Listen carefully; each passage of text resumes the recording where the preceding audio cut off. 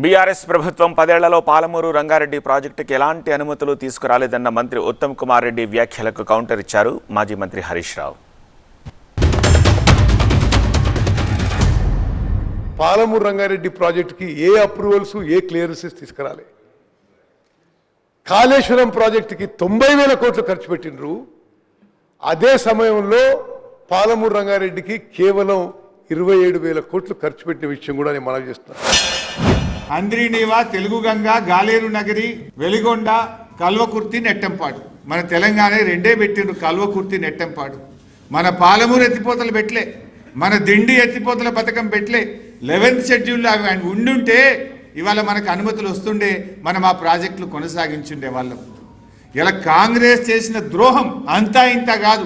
చివరికి రాష్ట్ర విభజనలో కూడా పాలమూరు ఎత్తిపోతల పథకాన్ని, దిండిని 11th షెడ్యూల్లో పెట్టకుండా పాలమూరు రంగారెడ్డి జిల్లాలకు ద్రోహం చేసింది కాంగ్రెస్ పార్టీ. ఇంకా రక్షణలు కల్పించింది అని రేవంత్ రెడ్డి మాట్లాడుతుండే. ఏం రక్షణలు కల్పించింది? పాలమూరు పెట్టకపోవడం రక్షణనా? దిండి పథకాన్ని చేర్చకపోవడం రక్షణనా? నీటి పంపకాలు సెక్షన్ 3 ప్రకారం చేయాలని చెప్పకపోవడం రక్షణనా?